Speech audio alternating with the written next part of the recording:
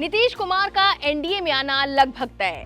नमस्कार, आप देख रहे हैं एबीपी लाइव का खास पॉलिटिकल शो 24 का महाभारत और मैं हूं आपके साथ नैन्सी बाजपेयी। 24 का महाभारत शुरू हो चुका है और इस महाभारत में आए दिन सियासी जंग देखने को मिल रही है। आज 24 के महाभारत में हम बात करेंगे बिहार के मुख्यमंत्री नीतीश कुमार की, जिन्होंने कांग्रेस समेत पूरे इंडिया गठबंधन की नींदें उड़ा रखी हैं। बता दें कि तमाम अटकलों और बयानबाजी के बीच अब नीतीश कुमार का एनडीए में आना लगभग तय लग रहा है। आजकल में इसकी संभावना बनती दिख रही है। बीजेपी नेतृत्व अगर प्रदेश नेतृत्व के दबाव में नहीं आता है तो सरकार बदल जाएगी, लेकिन फैसला बीजेपी को 1-2 दिन में लेना होगा। प्रदेश नेतृत्व अपना सीएम बनाना चाहता है, लेकिन बीजेपी नेतृत्व नीतीश कुमार के लिए तैयार है।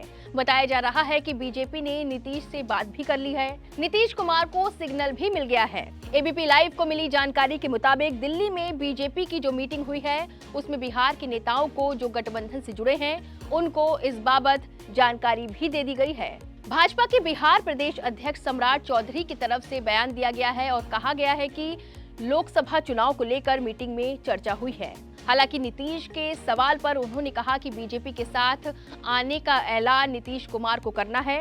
सूत्रों की माने तो बीजेपी नेतृत्व ने मीटिंग में नीतीश कुमार को सीएम बनाने और अपना 2 डिप्टी सीएम बनाने की बात कही है।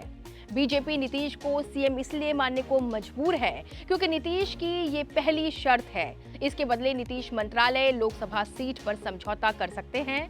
बीजेपी बिहार में किसी सहयोगी को छोड़ना नहीं चाहती है, इसीलिए उनको भी लोकसभा की सीट देनी है और वो सीट जेडीयू के कोटे से आएगी। अब जो फॉर्मूला सीट बंटवारे को लेकर बन सकता है, उसमें जेडीयू को 12, लोक जनशक्ति पार्टी यानी कि चिराग पासवान की पार्टी को 4, आरएलजेडी यानी कि राष्ट्रीय लोक जनता दल, उसे 3 सीटें मिल सकती है। मांझी की हिंदुस्तानी आवाम मोर्चा को 1 सीट दी जा सकती है।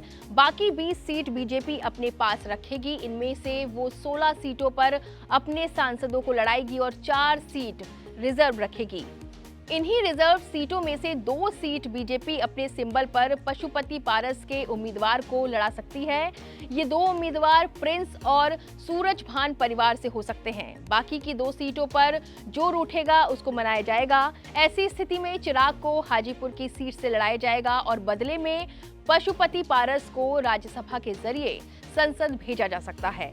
अब नीतीश कुमार चाहते हैं कि लोकसभा के साथ विधानसभा चुनाव हो जाए, ताकि उसी हिसाब से सीट शेयरिंग, सीएम फेस का फैसला हो जाए और लोकसभा की लहर में ही विधानसभा चुनाव निकल जाए। बीजेपी के लिए ये ट्रैप की पोजीशन है।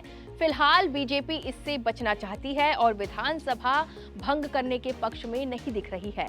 नीतीश ये दलील दे रहे हैं कि लोकसभा के साथ विधानसभा चुनाव हुआ तो राजद गठबंधन का फोकस विधानसभा पर हो जाएगा और लोकसभा की लड़ाई हल्की रह जाएगी।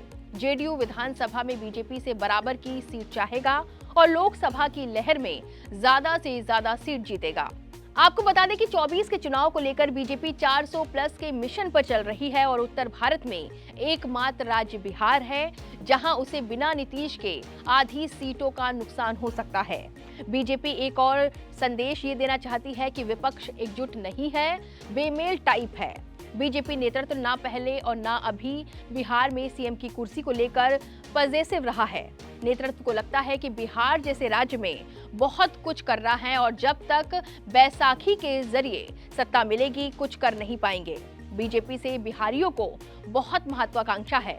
ऐसे में बीजेपी को लगता है कि कमजोर हाथ से सीएम की कुर्सी को हाथ लगाना ठीक नहीं है, इसीलिए नीतीश सीएम बने रहें तब तक जब तक कि वो खुद ना छोड़ दें। अगर नीतीश अभी कुर्सी छोड़ते हैं तो बीजेपी उनको एनडीए का संयोजक बनाएगी, उद्धव और अकाली को लाने की जिम्मेदारी देगी। बाद में राज्यपाल जैसी कोई और बड़ी कुर्सी का ऑफर भी मिल सकता है। केंद्र में मंत्री का पद भी खास लोगों को दिया जा सकता है। नीतीश को सबसे ज्यादा डर पार्टी टूटने का है और इसकी सेफ्टी के जरिए वो बीजेपी का साथ चाहते हैं। बीजेपी के साथ जाने पर पार्टी बचाने की जिम्मेदारी बीजेपी की हो जाएगी। दरअसल नीतीश को लग गया है कि कुछ होने वाला नहीं है। कांग्रेस के काम करने के तरीके और राजद का दबाव नीतीश को बीजेपी के पास जाने पर मजबूर कर रहा है। वैसे आपको बता दें कि नीतीश बीजेपी के साथ पहली बार 1996 में गए थे और 2013 तक साथ रहे थे। दूसरी बार 2017 में साथ हुए और 2022 तक रहे। अब 2024 में तीसरी बार साथ जाते हुए दिख रहे हैं। बहरहाल अब देखना होगा कि अगर नीतीश एनडीए में घर वापसी कर लेते हैं तो इंडिया अलायंस का अगला कदम क्या होगा। 24 के महाभारत में बस इतना ही। तमाम बड़े चुनावी अपडेट्स के लिए आप बने रहें एबीपी लाइव पर।